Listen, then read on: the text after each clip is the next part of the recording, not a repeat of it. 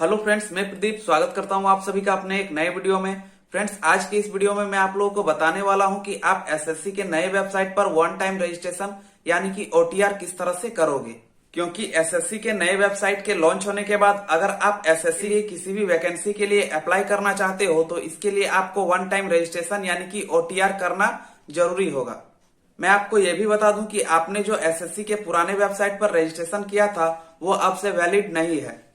तो अब से आने वाले एसएससी के किसी भी वैकेंसी के लिए अप्लाई करने से पहले आपको वन टाइम रजिस्ट्रेशन यानी कि ओटीआर करना होगा। बिना इसके आप एसएससी के किसी भी वैकेंसी के लिए अप्लाई नहीं कर सकते। तो आप इस वीडियो पर बने रहें क्योंकि इस वीडियो में मैं आप लोगों को स्टेप बाय स्टेप बताने वाला हूं कि एसएससी के नए वेबसाइट पर वन टाइम रजिस्ट्रेशन आप किस तरह से करोगे। अगर ये वीडियो आपको इन्फॉर्मेटिव लगे तो सब्सक्राइब करके जुड़े रहे हमारे साथ। चलिए स्टार्ट करते हैं। तो एसएससी के नए वेबसाइट पर वन टाइम रजिस्ट्रेशन यानी कि ओटीआर करने के लिए सबसे पहले आपको एसएससी के नए वेबसाइट पर आना होगा। इस वेबसाइट का लिंक आपको इस वीडियो के डिस्क्रिप्शन में भी मिल जाएगा, आप वहां से भी चेक कर सकते हो। यहां पर आने के बाद राइट साइड टॉप कॉर्नर में आपको लॉगिन और रजिस्टर का ऑप्शन देखने को मिलेगा। आपको इस पर क्लिक करना होगा। जैसे ही आप इस पर क्लिक करोगे आपके सामने इस तरह का एक पॉपअप खुल जाएगा और जितने भी कैंडिडेट्स ने पहले से रजिस्ट्रेशन किया हुआ है वो अपने आईडी को यहां से लॉगिन कर सकते हैं। लॉगिन करने के लिए अपना रजिस्ट्रेशन नंबर, पासवर्ड और कैप्चा को यहां पर एंटर करके लॉगिन पर क्लिक करके लॉगिन कर सकते हैं। और नया रजिस्ट्रेशन करने के लिए नीचे आपको रजिस्टर नाउ का ऑप्शन देखने को मिलेगा, आपको इस पर क्लिक करना होगा। जैसे ही आप इस पर क्लिक करोगे आप एक नए पेज पर पहुंच जाओगे। यहाँ पर आने के बाद आप देख सकते हो कि वन टाइम रजिस्ट्रेशन करने के जो भी स्टेप्स है उसके बारे में यहाँ पर आपको इन्फॉर्मेशन मिल जाएगा। तो ओटीआर करने के लिए सबसे पहले आपको अपना पर्सनल डिटेल्स एंटर करना होगा, जैसे कि कैंडिडेट्स नेम, आइडेंटिफिकेशन और कॉन्टैक्ट्स डिटेल्स, ये सब एंटर करना होगा। पर्सनल डिटेल्स के बाद आपको पासवर्ड क्रिएट करना होगा। पासवर्ड क्रिएट करने के बाद आपको एडिशनल डिटेल्स जैसे कि कैंडिडेट्स नेशनलिटी, एड्रेस, एजुकेशन, ये सब एंटर करना होगा। और लास्ट में आपको डिक्लेरेशन एक्सेप्ट करना होगा। तो वन टाइम रजिस्ट्रेशन के लिए आपको ये चारों स्टेप्स कंप्लीट करने होंगे। कैसे कंप्लीट करना है अभी मैं आपको ये सारे स्टेप्स एक एक करके बताने वाला हूँ। इसके बाद जैसे ही आप थोड़ा सा नीचे जाओगे यहाँ पर आपको एक नोट लिखा हुआ देखने को मिलेगा, जिसमें ये लिखा है कि ओटीआर के टाइम आप जो भी डिटेल्स यहाँ पर एंटर करोगे वो सारे डिटेल्स सही होने चाहिए। और अगर आप कोई भी डिटेल्स यहाँ पर गलत एंटर करते हो तो आपका कैंडिडेचर कैंसिल कर दिया जाएगा। आगे बढ़ने के लिए यहाँ पर आपको कंटिन्यू का ऑप्शन देखने को मिलेगा, आपको इस पर क्लिक करना होगा। जैसे ही आप इस पर क्लिक करोगे फिर से आप एक नए पेज पर पहुंच जाओगे। यहाँ पर आने के बाद आप देख सकते हो सबसे पहले आपको अपना पर्सनल डिटेल्स यानी कि स्टेप 1 कंप्लीट करने के लिए कहा जा रहा है, जिसमें सबसे पहले आपको ये पूछा जा रहा है कि क्या आपके पास आधार कार्ड है। तो अगर आपके पास आधार कार्ड है और आप अपना आधार कार्ड का नंबर शेयर करना चाहते हो तो आप यहाँ पर येस को सेलेक्ट करोगे। सेलेक्ट करने के बाद नीचे अपना आधार कार्ड का नंबर एंटर करोगे। आधार नंबर को एंटर करने के बाद नीचे आपको फिर से अपना आधार नंबर एंटर करके आपको अपना आधार का नंबर यहाँ पर वेरीफाई कर लेना है। और अगर आप अपना आधार कार्ड का नंबर शेयर करना नहीं चाहते हो तो यहाँ पर आप नो को सेलेक्ट कर सकते हो। नो सेलेक्ट करने का मतलब यह है कि आप अपना आधार कार्ड का नंबर शेयर करना नहीं चाहते हो। तो आधार कार्ड के बदले आप जिस आइडेंटिफिकेशन कार्ड के डिटेल्स को एंटर करना चाहते हो उसका ऑप्शन आपको यहाँ पर मिल जाएगा, जैसे कि driving licence, employer ID, PAN card, passport, school या कॉलेज का आईडी कार्ड और वोटर आईडी कार्ड। इसमें से जिस आइडेंटिफिकेशन कार्ड का डिटेल्स आप एंटर करना चाहते हो उसे यहां से आप सेलेक्ट कर सकते हो। सेलेक्ट करने के बाद उस आइडेंटिफिकेशन कार्ड का नंबर यहां पर आपको एंटर करना होगा। आइडेंटिफिकेशन कार्ड का नंबर एंटर करने के बाद आपको अपना नाम यहां पर एंटर करना होगा। नाम एंटर करते टाइम आपको यह ध्यान में रखना होगा कि आपको सेम उसी तरह से अपना नाम यहां पर एंटर करना होगा जिस तरह आपके मैट्रिकुलेशन के सर्टिफिकेट में आपका नाम एंटर किया हुआ है। यहाँ पर एक और चीज़ का ध्यान रखना है कि आपको अपने नाम से पहले किसी तरह का सैल्यूटेशन जैसे कि श्री, श्रीमती, मिस्टर, मिसेस ये सब कुछ भी यूज नहीं करना है। अपना नाम फिर से यहाँ पर एक बार एंटर करके अपने नाम को यहाँ से वेरीफाई कर सकते हैं। नाम वेरीफाई करने के बाद आपसे ये पूछा जाएगा कि क्या आपने अपना नाम कभी चेंज किया है। अगर आपने अपना नाम चेंज किया है तो यहाँ पर यस को सेलेक्ट करके अपना चेंज किया हुआ नाम यहाँ पर एंटर करके और अपने चेंज किए हुए नाम को यहाँ पर वेरीफाई करना होगा। और अगर आपने अपना नाम चेंज नहीं किया है तो यहाँ पर आप सिंपली नो को सेलेक्ट करके आगे बढ़ सकते हो। नाम वेरीफाई करने के बाद आपको अपना जेंडर सेलेक्ट करना है। जेंडर यहाँ से आप सेलेक्ट कर सकते हो जैसे कि फीमेल, मेल या ट्रांसजेंडर। जेंडर सेलेक्ट करने के बाद आपको अपना जेंडर यहाँ पर वेरीफाई करना है। जेंडर वेरीफाई करने के बाद आपको अपना डेट ऑफ बर्थ यहाँ पर एंटर करना होगा। डेट ऑफ बर्थ एंटर करने के लिए जैसे ही आप इस कैलेंडर पर क्लिक करोगे आपके सामने इस तरह का एक कैलेंडर खुलकर आ जाएगा। यहाँ से आप अपने डेट ऑफ बर्थ को एंटर कर सकते हो। डेट ऑफ बर्थ एंटर करने के बाद आपको अपना डेट ऑफ बर्थ वेरीफाई करना है। वेरीफाई करने का भी सेम प्रोसेस है। डेट ऑफ बर्थ वेरीफाई करने के बाद आपको अपने फादर का नाम यहाँ पर एंटर करना है। आपको अपने फादर का नाम बिना सैल्यूटेशन के जैसा मैट्रिक के सर्टिफिकेट में है उसी तरह से एंटर करना है। एंटर करने के बाद आपको अपने फादर का नाम यहाँ पर वेरीफाई करना है। अपने फादर का नाम वेरीफाई करने के बाद आपको अपने मदर का नाम यहाँ पर बिना सैल्यूटेशन के मैट्रिक के सर्टिफिकेट के अनुसार एंटर करना है। एंटर करने के बाद आपको अपने मदर का नाम भी यहाँ पर वेरीफाई करना होगा। मदर का नाम वेरीफाई करने के बाद आपको अपने मैट्रिक के एजुकेशन बोर्ड को यहाँ पर सेलेक्ट करना है। तो यहाँ से आप अपने मैट्रिक के एजुकेशन बोर्ड को सेलेक्ट कर सकते हो। यहाँ पर आपको मैट्रिक के सारे एजुकेशन बोर्ड देखने को मिल जाएंगे। इसमें से आपका जो भी बोर्ड रहा होगा आप यहाँ पर सेलेक्ट कर सकते हो। मैट्रिक के एजुकेशन बोर्ड को सेलेक्ट करने के बाद आपको अपने मैट्रिक के एजुकेशन बोर्ड को यहाँ पर वेरीफाई करना होगा। तो आपने जिस तरह से अपने मैट्रिक का एजुकेशन बोर्ड सेलेक्ट किया था उसी प्रोसेस से यहाँ पर आप अपने मैट्रिक का एजुकेशन बोर्ड यहाँ पर वेरीफाई कर सकते हो। बोर्ड वेरीफाई करने के बाद आपको अपने क्लास 10th का रोल नंबर यहाँ पर एंटर करना होगा। रोल नंबर एंटर करते टाइम आपको ये ध्यान रखना है कि आप अपने उसी रोल नंबर को यहाँ पर एंटर करोगे जो आपके मैट्रिक के सर्टिफिकेट में एंटर किया हुआ है। अगर आपके मैट्रिक के सर्टिफिकेट में रोल कोड दिया हुआ है तो आप अपने रोल कोड और रोल नंबर दोनों को एंटर कर सकते हो। आपको अपना रोल नंबर और रोल कोड एंटर करते टाइम अगर जरूरत पड़े तो आप दो साइन का यूज कर सकते हो। पहला है स्लेश और दूसरा है हाइफन का। इसके अलावा आप किसी भी साइन को यूज नहीं कर सकते। रोल नंबर एंटर करने के बाद अपना रोल नंबर दोबारा यहाँ पर एंटर करके अपने रोल नंबर को वेरीफाई कर ले। रोल नंबर वेरीफाई करने के बाद आपसे ईयर ऑफ पासिंग पूछा जाएगा, यानी कि आपने अपना मैट्रिकुलेशन किस साल पास किया है। तो इसके लिए यहाँ से अपने पासिंग ईयर को आप सेलेक्ट कर सकते हो। आप यहाँ पर स्क्रॉल करके अपने ईयर ऑफ पासिंग को सही से सेलेक्ट कर दे।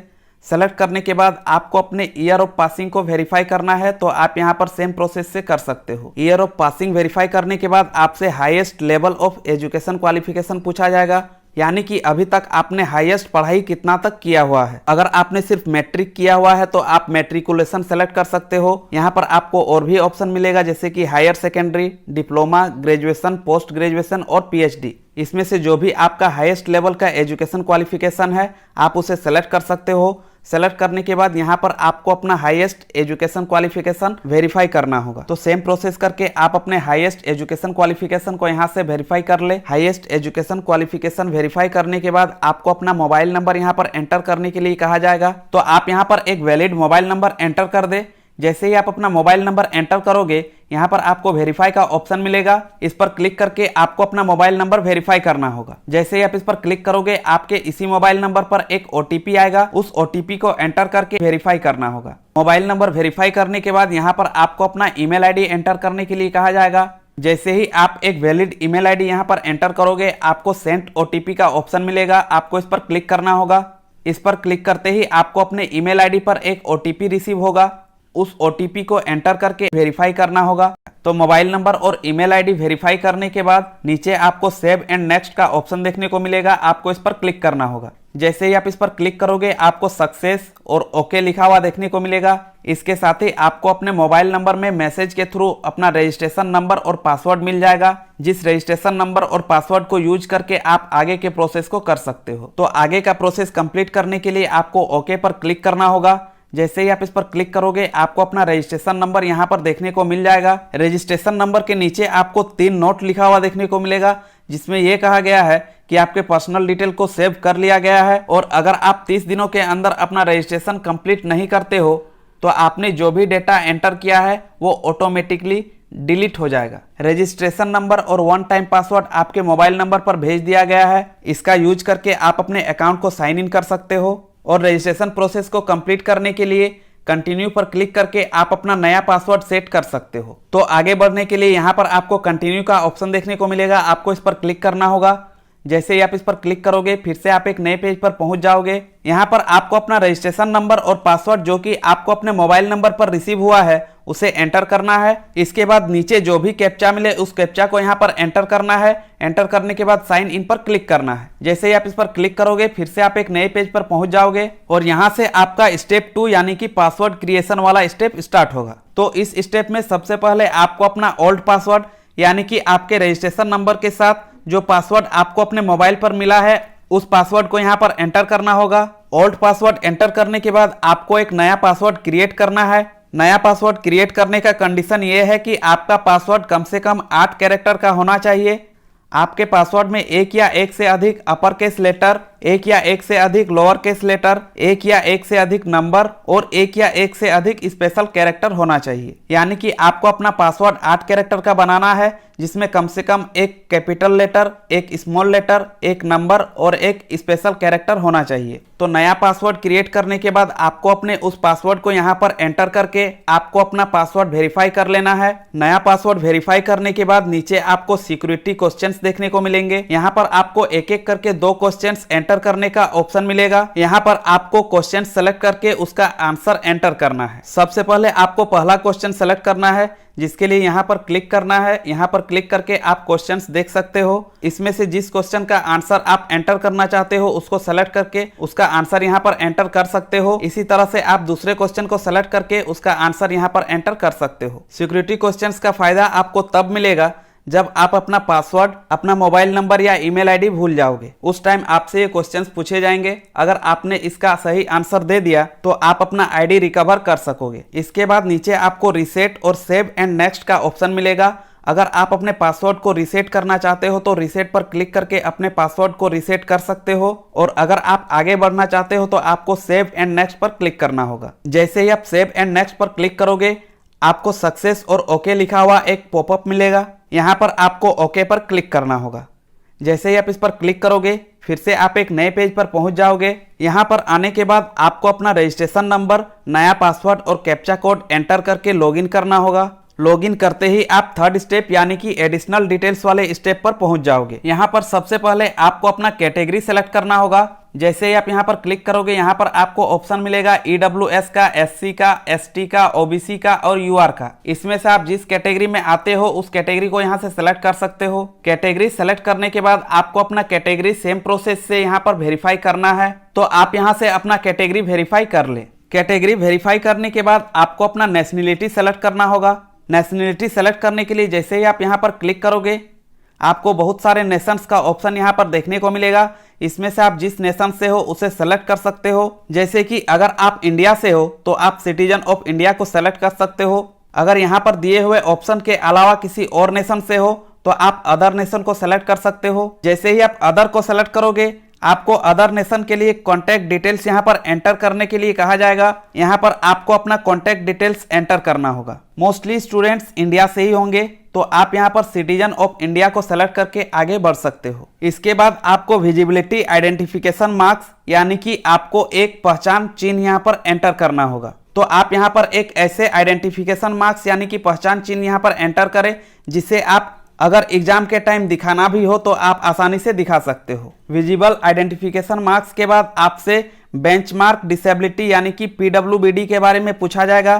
तो अगर आप ऐसे पर्सन हो तो यहाँ पर आप यस को सेलेक्ट करके अपने डिसेबिलिटी के टाइप को यहाँ से सेलेक्ट कर सकते हो। यहाँ पर आपको सारे ऑप्शंस मिल जाएंगे। इसमें से आपका डिसेबिलिटी जिस टाइप का है उसे यहाँ से सेलेक्ट कर सकते हो। डिसेबिलिटी टाइप सेलेक्ट करने के बाद आपको अपना डिसेबिलिटी सर्टिफिकेट का नंबर यहाँ पर एंटर करना होगा।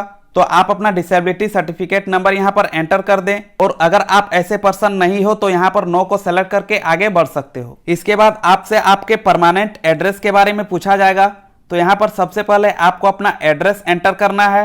एड्रेस एंटर करने के बाद आपको अपना स्टेट यहाँ से सेलेक्ट करना है। स्टेट सेलेक्ट करने के लिए जैसे ही आप यहाँ पर क्लिक करोगे आपको सारे स्टेट्स देखने को मिल जाएंगे। इसमें से आप जिस स्टेट से बिलोंग करते हो आप अपने स्टेट को यहाँ से सेलेक्ट कर सकते हो। स्टेट सेलेक्ट करने के बाद आपको अपना डिस्ट्रिक्ट सेलेक्ट करना होगा। डिस्ट्रिक्ट सेलेक्ट करने के लिए जैसे ही आप यहाँ पर क्लिक करोगे आपने जिस स्टेट को सेलेक्ट किया है उस स्टेट के सारे डिस्ट्रिक्ट्स आपको देखने को मिल जाएंगे। उसमें से जिस डिस्ट्रिक्ट से आप बिलोंग करते हो उसे सेलेक्ट कर सकते हो। डिस्ट्रिक्ट सेलेक्ट करने के बाद आपको अपना पिन नंबर यहाँ पर एंटर करना होगा।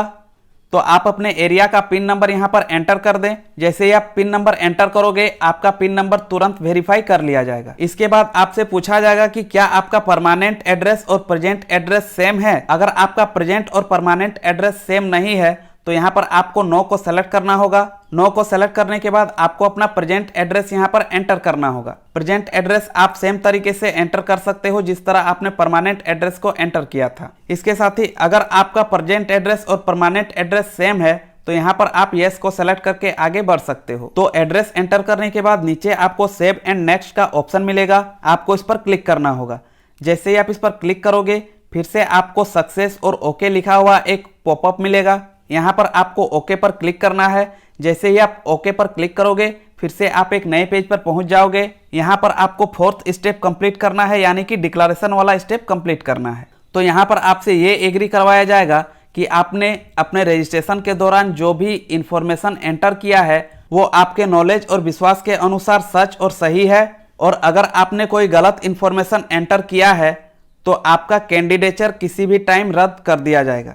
अगर आप इन डिक्लेरेशंस को एग्री करते हो तो यहाँ पर आपको एक स्क्वायर बॉक्स देखने को मिलेगा, आपको इस पर क्लिक करना होगा। जैसे ही आप इस पर क्लिक करोगे इस स्क्वायर बॉक्स में टिक लग जाएगा।